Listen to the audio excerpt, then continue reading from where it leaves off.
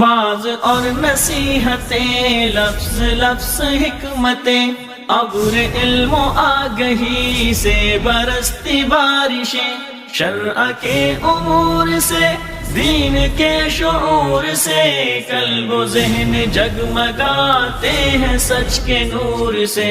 خطبہ جمعۃ المبارک۔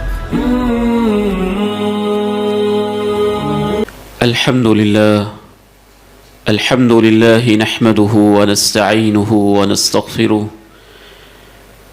ونعوذ بالله من شرور أنفسنا ومن سيئات أعمالنا. أشهد أن لا إله إلا الله وحده لا شريك له، وأشهد أن محمدا عبده ورسوله صلى الله عليه وعلى آله وصحبه وسلم. اللهم صل على محمد وعلى آل محمد كما صليت على إبراهيم وعلى آل إبراهيم إنك حميد مجيد. اللهم بارك على محمد وعلى آل محمد كما باركت على إبراهيم وعلى آل إبراهيم إنك حميد مجيد. رب اشرح لي صدري ويسر لي أمري واحلل عقدة من لساني يفقهوا قولي. اللهم انفعني بما علمتني وعلمني ما ينفعني وزدني علما. اللهم طهر قلبي من النفاق وعملي من الرياء ولساني من الكذب وعيني من الخيانة، فإنك تعلم خائنة الأعين وما تخفي الصدور. أما بعد، فإن خير الحديث كتاب الله، وخير الهدي هدي محمد صلى الله عليه وسلم، وشر الأمور محدثاتها، وكل محدثة بدعة، وكل بدعة ضلالة، وكل ضلالة في النار. أعوذ بالله السميع العليم من الشيطان الرجيم، من همزه ونفخه ونفثه.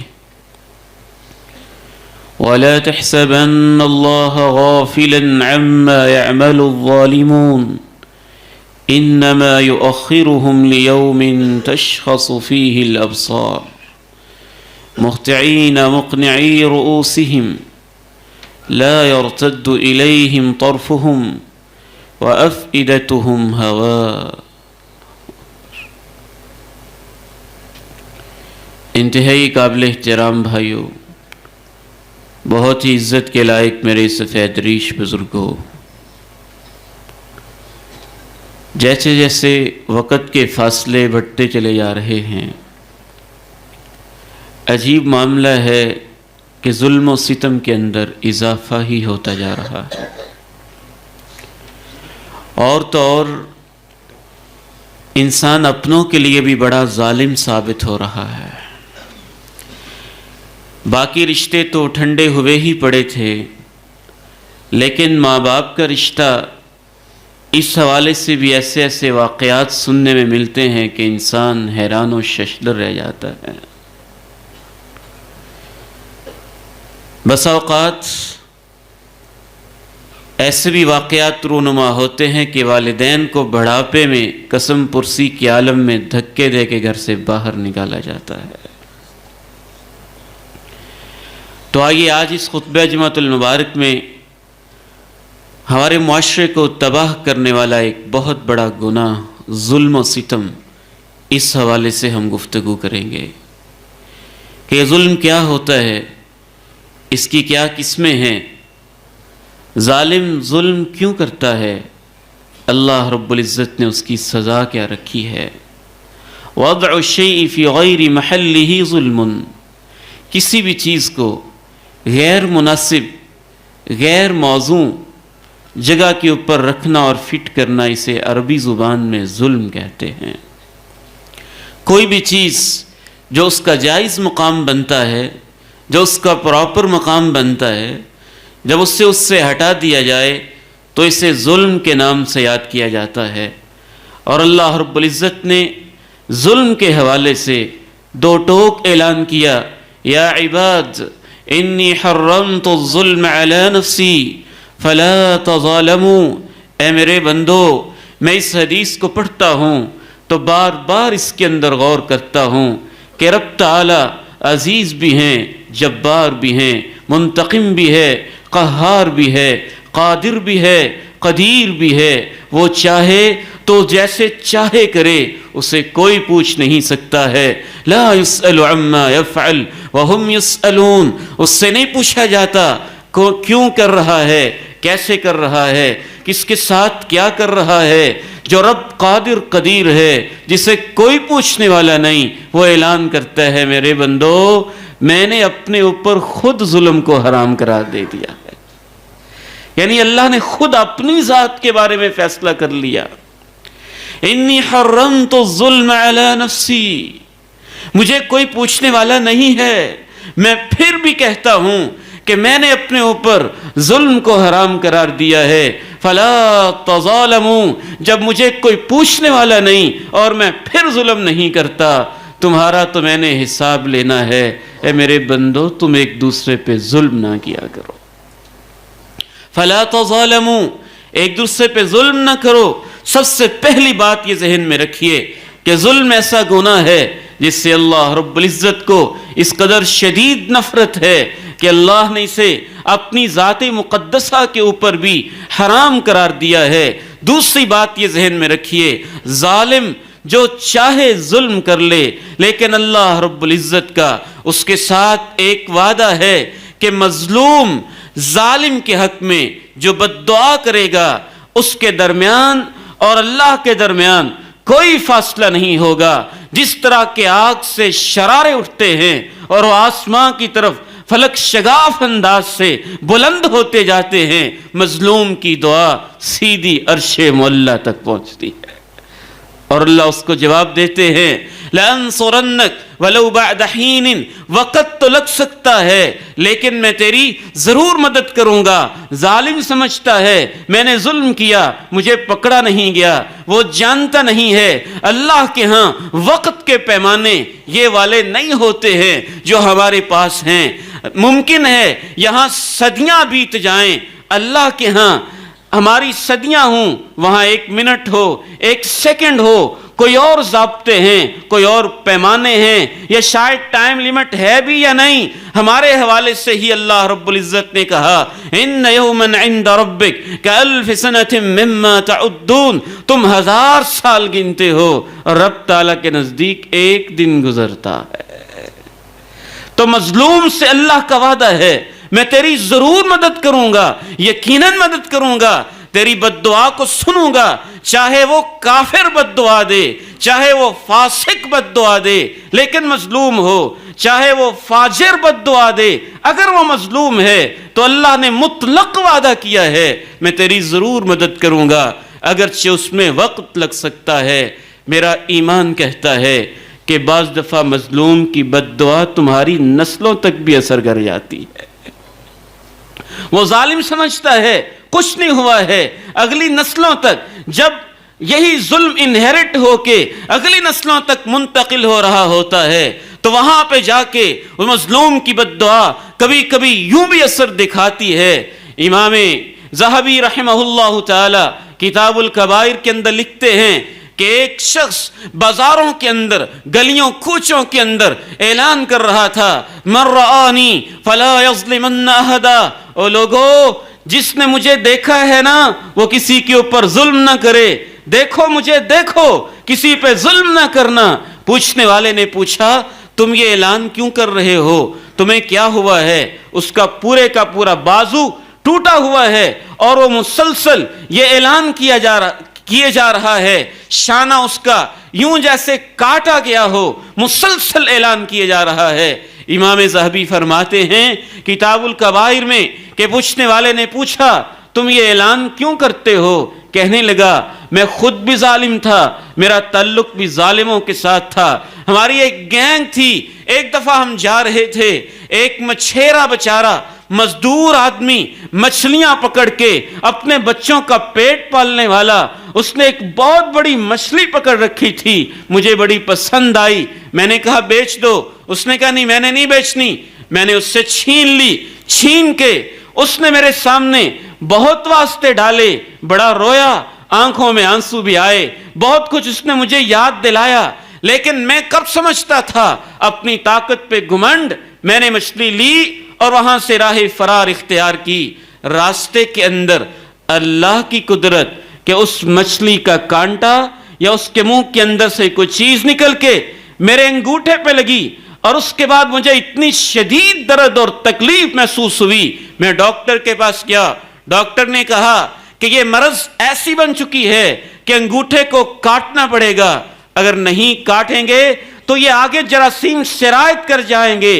انگوٹھے کو کاٹا، کچھ دیر آرام رہا، اس کے بعد وہ تکلیف ہتھیلی میں آئی، کہا ہتھیلی کو کاٹنا پڑے گا، اس کے بعد وہ تکلیف کلائی میں آئی، اس نے کہا کلائی کو کاٹنا پڑے گا، کونی تک پہنچی، اس نے کہا کونی کو کاٹنا پڑے گا، پھر اس نے کہا میں اپنے تمام علاج کر سکا ہوں، مجھے تو لگتا ہے کوئی مسئلہ ہے تیرا، ذرا غور تو کرو، تم نے کیا گناہ کیا ہے؟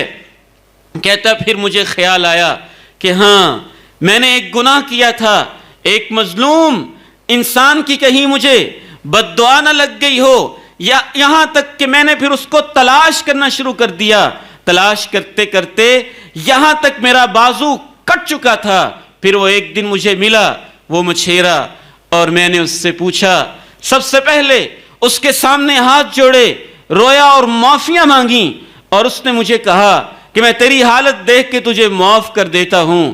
پھر میں نے اس سے پوچھا کہ تم نے مجھے کیا بد دعا دی تھی؟ اس نے کہا میں نے یہ کہا تھا اللہم قد اریتنی قوتہ فی ضعفی، اے اللہ تو نے مجھے اپنے ایک بندے کی طاقت دکھائی ہے اور میری کمزوری دکھائی ہے، اور اے اللہ اب میں تجھ سے بد دعا کرتا ہوں کہ اب تو اس بندے کی کمزوری اور اپنی طاقت بھی تو ذرا دکھا دینا۔ ارنی فی ضعفہ قوتک، اے اللہ اس نے مجھے اپنی طاقت دکھائی ہے، میری کمزوری کو دیکھ کے میں یہ بد دعا دیتا ہوں کہ اللہ اب تو اس کے اندر مجھے اپنی طاقت کے مشاہدے کروا۔ تو پھر اس نے مجھے معافی مانگی، تو اس وقت سے میں یہ اعلان کر رہا ہوں الا من رآنی فلا یظلمن احدا، جس نے مجھے دیکھ لیا ہے وہ وعدہ کرے کہ میں کسی کے اوپر ظلم نہیں کروں گا۔ میرے محترم بھائیو، اللہ رب العزت کا وعدہ ہے، اللہ کے پیغمبر علیہ السلام نے کہا اتق دعوت المظلوم فإنه ليس بينها وبين الله حجاب، اگر تم مجھے ماننے والے ہو تو مظلوم کی بد دعا سے ڈر جانا، اس کے درمیان اور اللہ کے درمیان کوئی پردہ نہیں ہوتا ہے۔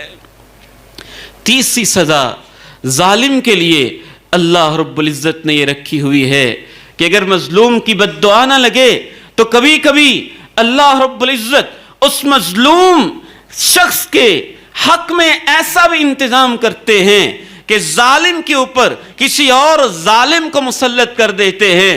ظالم بھی کئی طرح کے ہوتے ہیں، آپ ظالم ہیں تو آپ سے بڑا بھی کوئی ظالم ہوگا، پھر اس سے بڑا بھی کوئی ظالم ہوگا۔ قرآن مجید کہتا ہے وَكَذَلِكَ نُوَلِّي بَعْضَ الظَّالِمِينَ بَعْضًا، اس سے بھی ایک اشارہ سے ملتا ہے کہ کبھی کبھی اللہ رب العزت ظالم کے اوپر کسی اور ظالم کو مسلط کرتے ہیں۔ ابن الزیات عباسی دور کے اندر تھا، مسلمان تھا، ظالم وزیر تھا، ایسا سخت وزیر تھا جب کسی اپنے مخالف کو پکڑتا تو لوہے کا ایک تندور بنا رکھا تھا۔ صفدی مورخ ہے، الوافی اس کی کتاب ہے، اس کے اندر حالات بیان کرتے ہوئے لکھتا ہے کہ تندور لوہے کا بنا کے اندر آنکڑے لگائے ہوئے ہیں، کنڈیاں لگائی ہوئی ہیں، ان کو آگے سے موڑا ہوا ہے اور بالکل ٹائٹ سا رکھا ہوا ہے، سائز کم رکھا ہوا ہے۔ اپنے سیاسی مخالف کو اس کے اندر پھینکتا، جب اس کو لوہے کی وہ سلاخیں لگتی اور وہ اس کے سامنے واسطے ڈالتا کہتا میرے اوپر رحم کرو تو یہ جواب دیتا تھا الرحمت خورن، رحم کرنا بزدلی کی نشانی ہوتی ہے، میں نہیں رحم کروں گا۔ مورخ لکھتا ہے کہ حالات بدل جاتے ہیں، تلک الایام نداولها بین الناس، حالات پلٹے، حکومت کا تختہ بدلا، پھر ابن الزیات کو پکڑا گیا، اسی تندور کے اندر ڈالا گیا، پھر اس نے یہی الفاظ کہے میرے اوپر رحم کرو، اور اس نے بھی جواب دیا نہیں، رحم نہیں کیا جائے گا، رحم کرنا تو بزدلوں کا کام ہوتا ہے۔ کبھی اللہ ظالم کے اوپر کسی اور ظالم کو مسلط کر دیتا ہے، سب سے پہلی بات کہ اللہ نے اس کو حرام کیا ہے، دوسری بات مظلوم کی بد دعا سے اپنے آپ کو بچا کے رکھیے گا۔ ظالم کی تیسری سزا، ظالم کے اوپر اللہ کسی اور ظالم کو مسلط کر دیتا ہے۔ ظالم کی چوتھی سزا، جب ظلم اپنی حدوں کو چھونے لگتا ہے اور حدوں سے کراس کر جاتا ہے، پھر رب تعالی غضب میں آتے ہیں، کبھی ظالم کو اللہ خود ہی پکڑ لیا کرتے ہیں۔ کوئی بد دعا نہ بھی کرے تو اس کے ظلم کو دیکھ کے اللہ رب العزت جلال میں آتے ہیں۔ کونین کے تاجدار آمنہ کے لال علیہ السلام ارشاد فرماتے ہیں ان اللہ لیمہل للظالم حتی اذا اخذہ لم یفلتہ، اللہ رب العزت ظالم کو مہلت دیتے ہیں، لیکن جب پکڑنے پہ آتے ہیں پھر اس کو چھوڑا نہیں کرتے ہیں۔ کبھی اچانک پکڑتے ہیں، کبھی استدراج ہوتا ہے، استدراج کہ ٹھیک ہے رسی ڈھیلی کی ہوئی ہے، دیکھتے ہیں توبہ کرتا ہے یا نہیں کرتا، وہ سمجھتا ہے مجھے کون پوچھنے والا، لیکن اللہ جب پکڑنے پہ آتے ہیں کبھی اس کے پکڑنے کا یہ انداز بھی ہوتا ہے۔ یہ قوم لوط ہے، ان کو سمجھایا جا رہا ہے، ظلم پہ ظلم، ستم کے اوپر ستم، ناجائز قسم کے کام کرنے میں اپنی حدیں بالکل کراس کر چکے ہیں، لیمٹس گزر چکے ہیں، بلکہ بھول ہی چکے ہیں۔ رب تعالیٰ پوری کی پوری بستی کو اٹھاتا ہے۔ امام ابن کثیر لکھتے ہیں ان کے کتوں کے بھونکنے اور گدھوں کے ہنہنانے کی آوازیں آسمان پہ سنائی دیتی ہیں اور وہاں سے الٹا کر کے نیچے گرا دیا جاتا ہے، پھر اوپر پتھروں کی بارش برسائی جاتی ہے، پتھروں کی بارش۔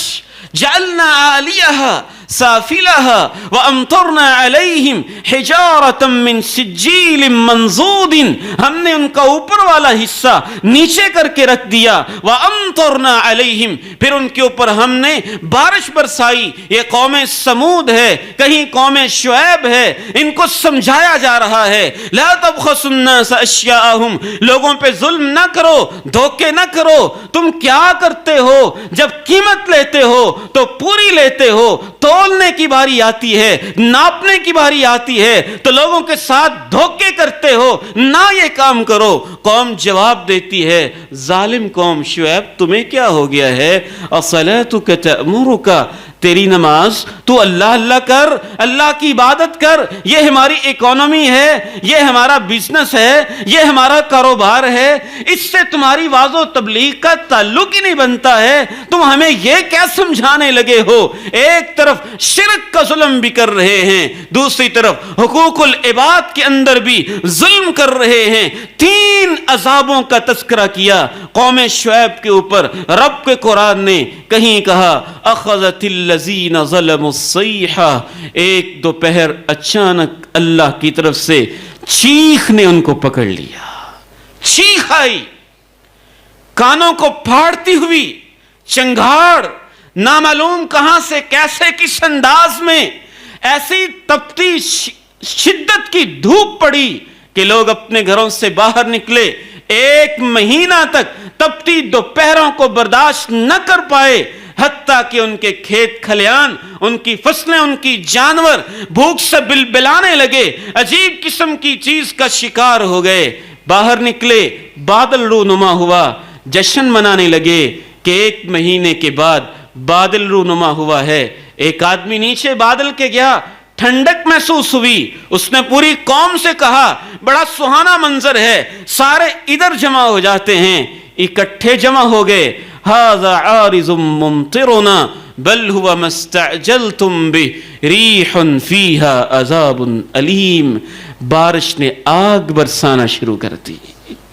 بارش کے انداز میں بادل کے اندر سے آگ برسی، ہواؤں کے جھکڑ چلے، تند و تیز آندھیاں چلیں اور اس انداز سے ان کو تباہ کیا گیا. ایک اور مقام پہ کہا اخذتہم الرجفہ، ان کے اوپر زلزلہ بھی طاری ہوا. کبھی کبھی ظالموں کو مہلت دینے کے بعد پھر اللہ خود پکڑ لیتے ہیں، عذاب کو نازل کر دیتے ہیں. نمرود ہے، عذاب پہ عذاب کرتا چلا جا رہا ہے، سزاؤں پہ سزائیں دیتا چلا جا رہا ہے، ظلم کے اوپر نئے ظلم کی کہانیاں رقم کر رہا ہے. پھر جب اللہ ذلیل کرنے پہ آتے ہیں تو اس کے اپنے ہی نوکر اس کے سر کے اوپر زور زور کے ساتھ اسی کا جوتا مارتے ہیں تو تب جا کے اسے سکون ملتا ہے. بیماری دے کے پکڑ لے، آفت دے کے پکڑ لے، کوئی ڈیزاسٹر آ جائے، زلزلہ آ جائے، طوفان آ جائے، سیلاب آ جائے. أأمنتم من في السماء أن يخسف بكم الأرض فإذا هي تمور أم أمنتم من في السماء أن يرسل عليكم حاصبا فستعلمون كيف نذير. لوگو تمہیں کیا ہو گیا ہے؟ اللہ کا کوئی خوف نہیں ہے. اللہ کی زمین پہ رہتے ہوئے اتنے نہ ڈر ہو گئے ہو، اگر وہ زمین کے اندر تمہیں دنسا دے تو کیا تمہیں اس بات سے خوف نہیں آتا ہے؟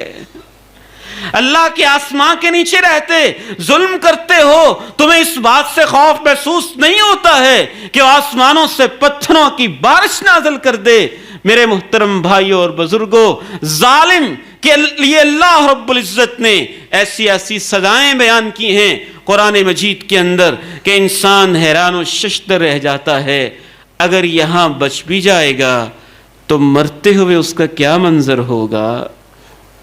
قرآن مجید اسے بیان کرتا ہے. وَلَوْ تَرَى إِذِ الظَّالِمُونَ فِي غَمَرَاتِ الْمَوْتِ وَالْمَلَائِكَةُ بَاسِطُو أَيْدِيهِمْ أَخْرِجُوا أَنفُسَكُمْ الْيَوْمَ تُجْزَوْنَ عَذَابَ الْهُونِ بِمَا كُنْتُمْ تَقُولُونَ عَلَى اللَّهِ غَيْرَ الْحَقِّ وَكُنْتُمْ عَنْ آيَاتِهِ تَسْتَكْبِرُونَ. لو ترى، کاش تم یہ دیکھ لو، کاش تمہیں نظر آ جائے ظالموں کی موت کیسے ہوتی ہے. موت کے نشے کے اندر، موت کی بے ہوشیوں کے اندر، موت کی سکرات کے اندر، موت کی غمرات کے اندر، موت کی تکلیفوں کے اندر ابھی روح بعد میں فرشتے نکالتے ہوں گے. والملائکۃ باسطوا ایدیہم، اور اپنے ہاتھوں کو سزا دینے کے لیے پھیلا دیتے ہیں. الیوم تجزون عذاب الہون، آج تمہیں ذلت کا عذاب دیا جائے گا، آج تمہیں ذلت کا عذاب چکھایا جائے گا، ذلیل کن عذاب دیا جائے گا.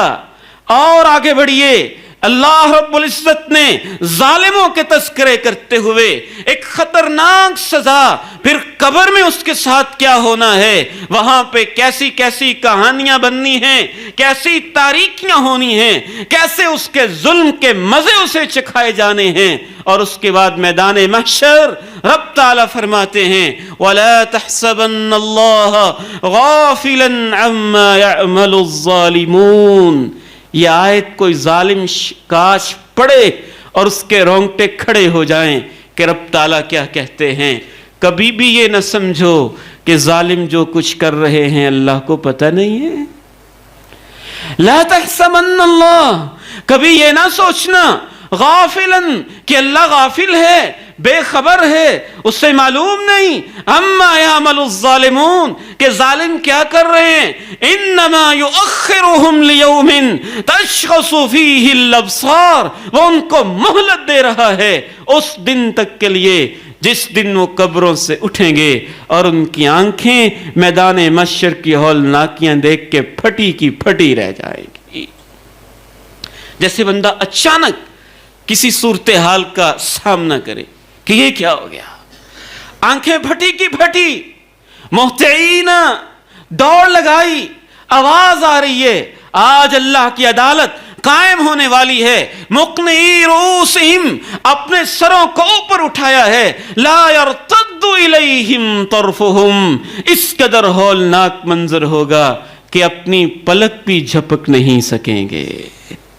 پھٹی آنکھیں، دوڑ لگی ہوئی، پلک جھپکنے کی بھی ہمت نہیں کہ پتہ نہیں کیا عذاب، کیا کچھ ہونے والا ہے۔ وَأَفْئِدَتُهُمْ هَوَا، اور دل ہیں کہ ان کے اندر کوئی چیز نہیں، خالی ہو چکے ہیں۔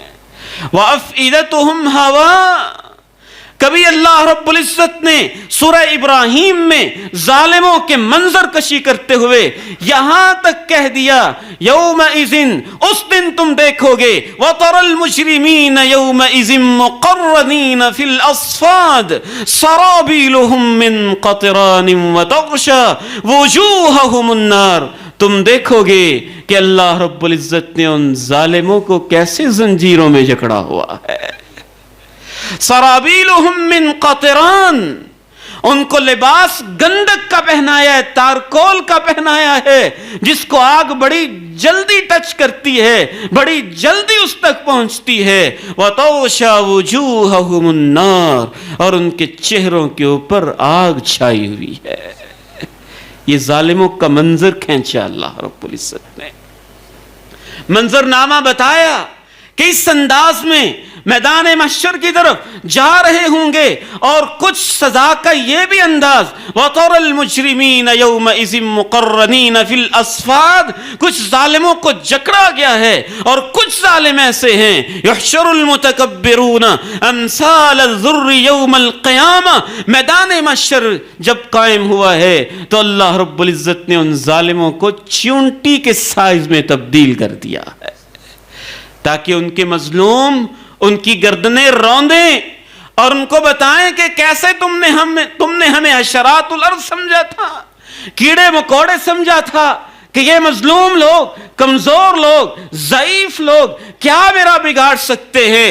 رب تعالیٰ نے بتایا ہے کہ میں کیسے مظلوم کی مدد کرتا ہوں۔ کبھی کسی ظالم کا یہ بھی انداز ہوگا، وہ لوگ جو اپنے یتیم بھانجوں کا، یتیم بھتیجوں کا، یتیم رشتہ داروں کا مال ہڑپ کر کر کے کھا رہے ہیں، ان کی پراپرٹی پہ قبضے کر رہے ہیں، ان کے ڈاکومنٹس ہتھیا رہے ہیں، اور ان کے مال کو ناجائز طریقوں سے، ناجائز ہتھ کنڈوں سے ان کی ایکسپلائٹیشن کر رہے ہیں، یہ نہ سمجھیں کہ وہ مال کھا رہے ہیں۔ رب کا قرآن کہتا ہے انما یأکلون فی بطونہم نارا، ان کو پتہ چل جائے گا وہ تو اپنے پیٹوں میں جہنم کی آگ بھر رہے ہیں۔ اور پھر اس کے بعد یہ تو 50,000 سال کا دن ہے نا، پھر اس کے بعد وجاء ربک والملک صفا صفا وجیء یومئذ بجہنم یومئذ یتذکر الانسان وانى له الذکری۔ اعظم مارکیٹ کے میرے بھائیوں، لاہور کے باسیوں، میں حیران ہوتا ہوں، یہ مسلمان لوگ ہیں، آخری نبی کی امتی ہیں، آخری نبی کا کلمہ پڑھنے والے، ایمان لانے والے لوگ ہیں، انہوں نے کیا سمجھ رکھا ہے؟ کسی کا حق کھانا معمولی بات ہے ان کے نزدیک، دھوکہ دینا معمولی کیس ہے ان کے نزدیک، ظلم و ستم کی کہانیاں رقم کرنا معمولی سا ایشو ہے ان کے نزدیک، 2 رکعت کی مار ہے، استغفار کا مسئلہ ہے اور سب کچھ صاف ہو جائے گا۔ نہیں، رب تعالیٰ کے خاص پیغمبر کونین کے تاجدار نے قسمیں اٹھا اٹھا کے کہا، لوگو لَتُؤَدُّنَّ الْحُقُوقَ إِلَىٰ أَهْلِهَا، اے میری امت کے لوگو، میں تمہارا پیغمبر تمہیں یقین دلاتا ہوں کہ ایک دن آئے گا جو تمہیں حق واپس کرنے ہی پڑیں گے۔ حَتَّى يُقْتَصَّ لِلشَّاةِ الْجَمَّةِ مِنَ الشَّاةِ الْقَرْنَةِ، وہ عدالت تو ایسی عدالت ہے جہاں بے سینگ بکری، جس کو سینگ والی بکری نے مارا تھا، ان کے درمیان بھی اللہ رب العزت کے ساز قائم کریں گے۔ شارحین حدیث لکھتے ہیں کہ مکلف تو جن اور انسان ہیں، تو جانوروں کے درمیان قصاص کیوں ہوگا؟ قرآن مجید بھی تو کہتا ہے اذا الشمس كورت واذا النجوم انكدرت واذا الجبال سيرت واذا العشار عطلت واذا الوحوش حشرت واذا البحار سجرت واذا النفوس زوجت۔ یاد تو کرو اس دن کو، الشمس كورت، جب سورج کو لپیٹا جائے گا، النجوم انكدرت، ستارے گدلا جائیں گے، اور جس دن بیان کرتے کہا واذا الموءودة سئلت بأي ذنب قتلت، یہاں تک بھی کہا وَإِذَا الْوُحُوشُ حُشِرَتْ، جو جنگلی جانور ہیں، جو مختلف جانور ہیں بدکنے والے بھاگنے والے، ان کو بھی اکٹھا کیا جائے گا، اور جو زندہ درگور کی ہوئی لڑکی ہے اس سے پوچھا جائے گا تجھے کس ظلم کی وجہ سے زندہ درگور کیا گیا تھا۔ تو اس سورہ سے پتہ چلتا ہے کہ جانور کو بھی اکٹھا کیا جائے گا، جانوروں کو میدان محشر میں لایا جائے گا۔ اور اس حدیث سے بھی پتہ چلتا ہے کہ فرمایا یقتص للشاة الجمہ من الشاة القرنہ، جو بے سینگ بکری ہے اور سینگ والی بکری ہے، ان کے اوپر بھی عدالت قائم کی جائے گی، قصاص نافذ ہوگا۔ مسند احمد کی حدیث ہے، امام البانی نے اسے صحیحہ میں ذکر کیا ہے۔ کونین کے تاجدار آمنہ کے لال علیہ السلام تشریف فرما ہیں، دو بکریوں کی آپس میں لڑائی ہو رہی ہے، تنطحانی و تقترینانی، دونوں سینگ مار رہی ہیں ایک دوسرے کو۔ کونین کے تاجدار مسکرا دیتے ہیں۔ صحابہ پوچھتے ہیں آپ کس کے لیے مسکرائے ہیں؟ فرماتے ہیں میں اس بات پہ مسکرا رہا ہوں، ان کو خبر نہیں ہے کل قیامت کے دن عدالت ان پر بھی قائم کی جائے گی۔ شارحین حدیث لکھتے ہیں کیوں قائم کی جائے گی؟ ان کے لیے جنت نہیں ہے، ان کے لیے جہنم نہیں ہے، ان کے لیے سزا نہیں ہے، ان کے لیے جہنم کے شعلے نہیں ہیں۔ تکلیف صرف مکلف صرف جن اور انسان ہیں، جانوروں کو اللہ نے مکلف نہیں بنایا ہے، وہ تو بے شعور ہیں، وہ ایک دوسرے پہ ظلم و ستم کر سکتے ہیں، لیکن عدالت اس لیے قائم کی جائے گی تاکہ ان کو دیکھ کر ظالموں کو پتہ چل جائے کہ باری میری آنے ہی والی ہے۔ جس رب نے جانوروں پہ عدالت قائم کر دی ہے وہ مجھے کیسے معاف کرے گا؟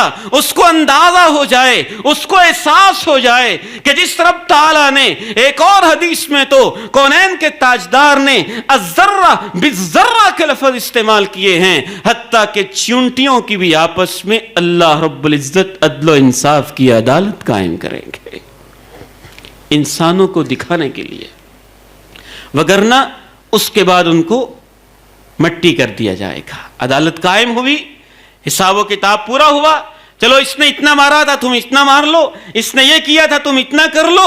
عدالت قائم ہوئی اور اس کے بعد جانوروں کو مٹی کر دیا گیا، ختم کر دیا گیا، بالکل ان کی تاریخ کو ساری چیزوں کو محو کر دیا گیا۔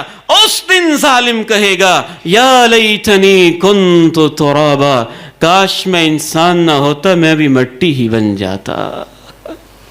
دکھانے کے لیے کہ تمہیں حقوق واپس کرنا ہوں گے، ایک ایک چیز واپس دینا ہوگی۔ من ظلم قید شبر من الارض طوقه من 7 ارضین یوم القیامہ۔ کونین کے تاجدار فرماتے ہیں ایک بالشت کتنی زمین ہوتی ہے میرے بھائیو، ایک بالشت زمین بھی جس نے کسی کی ناجائز ہتھیائی ہے، کل قیامت کے دن 7 زمینوں کو اس کے گلے کا طوق بنا دیا جائے گا۔ کر لو اپنا شوق پورا۔ میرے محترم بھائیو، اللہ کے پیغمبر علیہ السلام اپنی امت کو سب کچھ بتا کے گئے، ہم نے اسے مذاق سمجھا ہوا ہے، کوئی مسئلہ نہیں، ہم اسے سمجھتے ہیں فسانہ ہے، ڈراوے ہیں، دھمکیاں ہیں۔ اللہ کے پیغمبر ہمارے سامنے قسمیں اٹھاتے ہیں، تاکیدیں کرتے ہیں کہ اپنے حقوق ایک دوسرے کو معاف کروا لو۔ صحیح بخاری کی حدیث اٹھائیے، کونین کے تاجدار فرماتے ہیں من کانت لہو عند اخیہ مظلمۃ من عرض او شیء فلیتحللہ منہ اليوم، جس نے اپنے بھائی کی کسی چیز پہ یا عزت پہ ظلم کیا ہے، موقع ہے کہ آج اس سے معاف کروا لے، آج معاف کروا لے۔ میں نہیں کہہ رہا، آمنہ کے لال فرما رہے ہیں آج معاف کروا لے۔ آپ سے زیادہ اللہ کی رحمت سے کون واقف ہے؟ آپ سے زیادہ اللہ کی رحمت کے اوپر کس کا ایمان ہے؟ آپ اپنی امت کو سمجھا رہے ہیں جس نے ظلم کیا ہے کسی کے اوپر کسی چیز میں یا عزت میں، وہ آج معاف کروا لے۔ اس دن کے آنے سے پہلے پہلے اما الحسنات و اما السیئات، جس دن دینے کے لیے کچھ نہیں ہوگا، یا نیکیاں ہوں گی یا برائیاں ہوں گی۔ ایک ایک کر کے نیکیاں مظلوموں کو دی گئیں، مظلوم آیا مارا ہے، مظلوم آیا پیٹا ہے، مظلوم آیا خون بہایا ہے، مظلوم آیا قبضہ کیا ہے، مظلوم آیا اللہ مجھے میرا حق دلایا جائے گالی دی ہے، مظلوم آیا بدنام کیا ہے، مظلوم آیا میری غیبت کی ہے، مظلوم آیا میری چغلی کی ہے، مظلوم آیا میرے اوپر یہ ظلم کیا ہے، مظلوم آیا بہتان لگایا ہے، مظلوم آیا میری عزت تک کے اوپر اس نے انگلیاں اٹھائی ہیں۔ رب تعالیٰ نے کہا اتنی نیکیاں لے لو، اتنی نیکیاں لے لو، اتنی نیکیاں لے لو، اتنی نیکیاں لے لو۔ مظلوم آئے اللہ یہ بھی ظلم کیا ہے، نیکیاں جتنی بھی کی تھیں سارا نامہ اعمال صاف ہو چکا ہے، اب اپنی برائیاں اس کے سر پہ ڈال دو، اب اس کے پاس کچھ نہیں ہے، مفلس ہے، فقیر ہے، کلاش ہے۔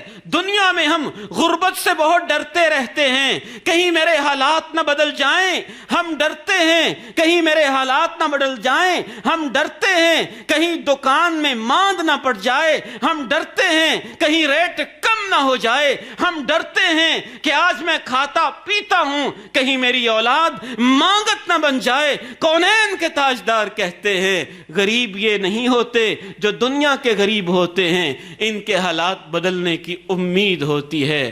غریب تو وہ ہے بیچارہ جو سب کچھ رکھنے کے باوجود قیامت کے دن غریب ہو گیا ہے۔ مظلوم لے کے سب کچھ دے دیا گیا ان کو، اب یہ غریب ہو گیا۔ یہ ہے مفلس، یہ ہے غریب جس کے حالات بدلنے کی امید نہیں ہے۔ کیسے اس کے حالات بدلیں گے؟ اب تو اس کے بعد جنت ہے یا جہنم ہے۔ مظلوموں کو حق دینے کے بعد اور مظلوم آئے، گناہ اس کے سر پہ ڈالے گئے، ثم طرح فی النار، پھر اسے جہنم کی آگ میں پھینک دیا گیا۔ میرے محترم بھائیوں، ہم مسلمانوں پہ ظلم کرتے ہیں۔ ہمارا دین تو وہ دین ہے جو کافروں پہ ظلم کرنے کی اجازت نہیں دیتا۔ ایک کافر وہ ہے جو حربی ہوتا ہے، عزت کا لٹیرا ہوتا ہے، جو دشمن ہوتا ہے، ٹھیک ہے اس کے ساتھ ہماری جنگ جاری ہے، وہ ایک ایکسیپشنل کیس ہے، مستثنا معاملہ ہے، وہاں غیرت کا نہ ہونا یہ منافقت کی نشانی ہے۔ اس کے خلاف جہاد کا جذبہ ہونا چاہیے، جہاد کا جذبہ اور غیرت اور ملی حمیت ہونی چاہیے، دین کی پوری غیرت کے بلکہ متلاطم سمندر انسان کے اندر ہونے چاہیے۔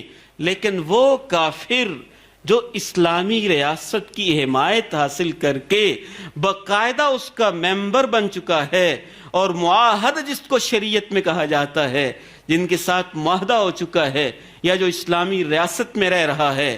ایک حدیث میں کونین کے تاجدار آمنہ کے لال علیہ السلام فرماتے ہیں جو اس کافر کے اوپر بھی ظلم کرے گا، انا حجیجہ یوم القیامہ، کل اس کے خلاف احتجاج کرنے کے لیے میں خود اللہ کی عدالت میں آؤں گا۔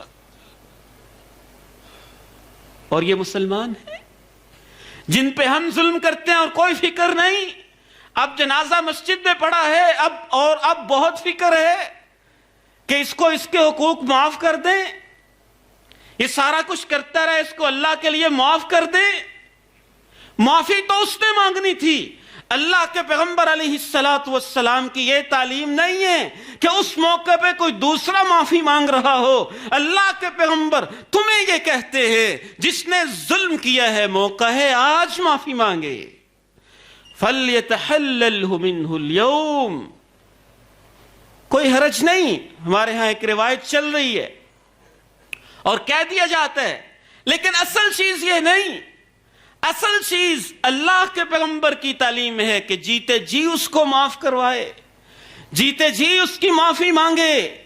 صحیح بخاری کی حدیث ہے، کونین کے تاجدار آمنہ کے لال علیہ السلام ارشاد فرماتے ہیں میں نے جہنم کو دیکھا، اور جہنم کے اندر میں نے ایک عورت کو دیکھا کہ وہ جہنم میں لٹکی ہوئی ہے، اور ایک بلی ہے جو اس کے چہرے کے گوشت کو نوچ رہی ہے۔ اس وجہ سے کہ اس نے بلی پہ ظلم کیا تھا نا۔ جو رب تعالیٰ بلی پہ ظلم کرنے والی کو یہ سزا دیتا ہے، وہ انسانوں پہ ظلم کرنے والے ظالم کا کیا حشر کرے گا؟ ولا تحسبن الله غافلا عما يعمل الظالمون انما يؤخرهم ليوم تشخص فيه الابصار مهطعين مقنعي رؤوسهم لا يرتد اليهم طرفهم وافئدتهم هوى. میرے محترم بھائیو، آخر میں ذرا ظلم کی بنیادی 4 قسمیں ذہن میں رکھیے گا. سب سے بڑا ظلم، سب سے بنیادی ظلم، سب سے اولین ظلم یہ ہوتا ہے کہ انسان اللہ کے حقوق میں ظلم کرے. زمین اس کی ہو، آسمان اس کا ہو، وجود اس نے دیا ہو، آنکھیں اس نے دی ہیں، ہاتھ اس نے دیے ہیں، قدم اس نے دیے ہیں، سوچ اس نے دی ہے، وجود اس نے بخشا ہے، اور اس کے وجود کے ساتھ اس کے آسمان کی نیلگوں چھت کے نیچے اور اس کے فرش خاکی کے اوپر زندگی بسر کرتے ہوئے یہ سجدہ یا اللہ کو کرے ہی نہ، یا کرے تو غیر اللہ کو بھی ساتھ کرے، تو یہ سب سے بڑا ظلم ہے. ان الشرک لظلم عظیم. اور اسے تو اللہ اگر اس سے توبہ نہیں کی کبھی معاف نہیں کرے گا. جگہ جگہ چپے چپے پہ، کہیں قبر پہ سجدہ، کہیں مزار پہ سجدہ، کہیں ڈھیری پہ سجدہ، کہیں پیر کے پاؤں میں سجدہ، کہیں کہیں سجدہ، کہیں کہیں پہ سجدہ، کہیں گھوڑے کی دموں کو سجدہ، کہیں اس سے نیچے گزرنے کا انداز. شرک کے یہ اتنے ظالمانہ اور غلیظ انداز ہیں کہ اگر یہ سارے ظلم اپنے دامن میں لے کے انسان چلا گیا، معافی نہ مانگی، تو یہ تو ایسا ظلم ہے جس سے اللہ کبھی معاف نہیں فرمائے گا. ان اللہ لا یغفر ان یشرک بہ ویغفر ما دون ذلک لمن یشاء. اللہ کے نبی کے حقوق میں ظلم، یہ ظلم کی دوسری قسم ہے. اپنی طرف سے مسئلے، اپنی طرف سے حدیثیں، من گھڑت ڈھونسلے، طرح طرح کے مسائل اور لوگوں کو گمراہ کرنے کا انداز، یہ اللہ کے پیغمبر کے حقوق پہ ڈاکہ ہے. نئے نئے جشن، نئے نئے دن، نئی نئی بدعتیں، نئی نئی چیزیں اپنی طرف سے دین کے اندر ایجاد کرنا، یہ بدترین ظلم ہے، اور یہ اللہ کے نبی کے حقوق میں ظلم ہے. ظلم کی تیسری قسم ہمارے آپس کے ظلم ہے. ایک دوسرے پہ ظلم. بھائی ہے کہ بہنوں کا حق دینے کے لیے تیار نہیں، اولاد ہیں کہ والدین کے حقوق پہ ڈاکے ہیں، والدین ہیں کہ اپنی اولاد کے حقوق کا کوئی پاس نہیں، پارٹنر ہیں تو ایک دوسرے کا کوئی لحاظ نہیں. یہ آپس کے ایک دوسرے کے ظلم. اور ظلم کی تیسری شکل ہے میرے محترم بھائیوں، جو بھی ہم گناہ کرتے ہیں نا، وہ ہم اپنے اوپر ظلم ہی کر رہے ہوتے ہیں. یہ اپنے اوپر ظلم ہے. ایک ہے دوسروں پہ ظلم کرنا، اپنے اوپر ظلم. مجھے یہ فکر ہونی چاہیے کہ اگر میں نے نماز چھوڑی، اگر میں نے فلاں کام کیا، اگر میں نے فلاں کام کیا، میں اپنی آخرت برباد کر رہا ہوں. میری ہی قبر کے اندر سانپ اور بچھو کا انتظام ہو رہا ہے نا، مجھے ہی کل قیامت کے دن زنجیروں میں جکڑا جائے گا، مجھے ہی اللہ کی عدالت میں کھڑا کیا جائے گا. ہر گناہ جو بندہ کرتا ہے وہ اپنے اوپر ظلم ہی کر رہا ہوتا ہے. ہم کس باغ کی مولی ہیں؟ کونین کے تاجدار کے یار غار، صدیق کائنات جناب ابو بکر رضی اللہ تعالی عنہ پوچھتے ہیں اللہ کے نبی مجھے دعا سکھا دیجئے، ادعو بہی فی صلاتی، جو میں نماز میں پڑھا کروں. کہا ابو بکر کہا کرو اللہم انی ظلمت نفسی ظلما کثیرا ولا یغفر الذنوب الا انت فاغفر لی مغفرة من عندک وارحمنی انک انت الغفور الرحیم. اے اللہ میں نے اپنی جان پہ بڑے ظلم کیے ہیں، ولا یغفر الذنوب الا انت، تیرے سوا گناہوں کو کوئی معاف نہیں کر سکتا. فاغفر لی، مجھے معاف کر دے. اس لیے کہ میں معافی مانگ رہا ہوں؟ نہیں، مغفرۃ من عندک، اس لیے کہ تیرے پاس معافی بہت ہوتی ہے. اپنی طرف سے معاف کر دے، میں مستحق نہیں، میں اپنا رائٹ نہیں سمجھتا. فاغفر لی مغفرۃ من عندک، اپنی طرف سے معاف کر دے. وارحمنی انک انت الغفور الرحیم، میرے اوپر رحم کر دے. اے اللہ تو معاف کرنے والا، رحم فرمانے والا ہے. میرے بھائیوں مت ظلم کریں اپنے اوپر، نہ ظلم کریں. بہت ظلم کر لیے ہم نے اپنی جانوں پہ، اسی لیے ہمارے اسلاف کہا کرتے تھے جو گناہ کرنا چاہتے ہو کر لو کر لو کر لو گناہ، لیکن اتنے کرنا جتنے گناہوں کی سزا قیامت کے دن برداشت کر لو گے، اتنے کرنا جتنے کی سزا برداشت کر سکتے ہو۔ تو ظلم ہمارے معاشرے کے اندر دن بدن بڑھتا جا رہا ہے۔ کاش مجھے یہ ہوش حاصل ہو جائے، ہم کو یہ سمجھ آ جائے، ہمیں اللہ یہ فہم اور شعور نصیب فرما دے کہ ظلم کتنی بدترین چیز ہوتی ہے۔ اللہ کے پیغمبر علیہ السلام ارشاد فرماتے ہیں، اے میری امت کے لوگوں، اتقوا الظلم، ظلم سے بچنا، ان الظلم ظلمات یوم القیامہ، جتنے ظلم کرو گے اتنے اندھیرے بڑھتے جائیں گے۔ ظلم سے معاشرے میں اندھیرا آتا ہے، دل میں اندھیرا آتا ہے، سوچ میں اندھیرا آتا ہے، ایمان کی بصیرت ختم ہوتی ہے، دل میں تاریکیوں کے ڈیرے ڈل جاتے ہیں، قبر میں اندھیرا ہوتا ہے، مرتے ہوئے اندھیرا ہوتا ہے، ظالم کے سامنے 50,000 سال کا قیامت کا دن اندھیرا ہی بن جاتا ہے۔ الظلم ظلمات، ظلمت اور ظلم عربی زبان میں ایک ہی چیز ہے، ظلمت تاریکی کو کہتے ہیں اور ظلم ظلم کو کہتے ہیں۔ تو آپ نے دونوں الفاظ کو اکٹھا استعمال کیا کہ ظلم سے بچو، ظلمات یوم القیامہ، جتنا ظلم کرو گے اتنی ظلمتیں بڑھیں گی، تاریکیاں بڑھتی جائیں گی۔ یہ تاریکیاں ہی تو بڑھ رہی ہیں۔ آپ سمجھتے ہیں کہ ہم بڑے نیک متقی پرہیزگار ہیں، کوئی بات نہیں، مسجد اسحاق میں نماز بھی پڑھ لیتے ہیں، دعائیں بھی کر لیتے ہیں، جتنے حق ہم نے کھائے ہوئے ہیں معاف ہو جائیں گے۔ میں یہ سمجھتا ہوں نہیں، حقوق اللہ تو معافی مانگنے سے معاف ہو جاتے ہیں، لیکن حقوق العباد تو واپس کرنے پڑتے ہیں نا، واپس دینے پڑیں گے، واپس کرنے پڑیں گے، پھر معاف ہوں گے۔ یہ کیا ہوا کہ کسی کی زمین پہ قبضہ کیا اور 2 رکعتوں سے وہ معاف ہو جائے گا؟ جب تک اسے واپس نہیں کریں گے کیسے معاف ہوگا؟ واپس کریں حقوق، پھر 2 رکعت نماز پڑھیں، اللہ سے معافی مانگیں، پھر اللہ کا وعدہ ہے کہ انشاءاللہ وہ تو پھر گناہوں کو بھی نیکیوں کے اندر تبدیل کر دیا کرتا ہے۔ لیکن حقوق العباد میں یہ شرط ہوتی ہے۔ اللہ تعالیٰ سے دعا ہے مجھے اور آپ کو دین کا صحیح فہم نصیب فرمائے، ظلم کی ہر قسم سے محفوظ فرمائے۔ وآخر دعوانا ان الحمد للہ رب العالمین۔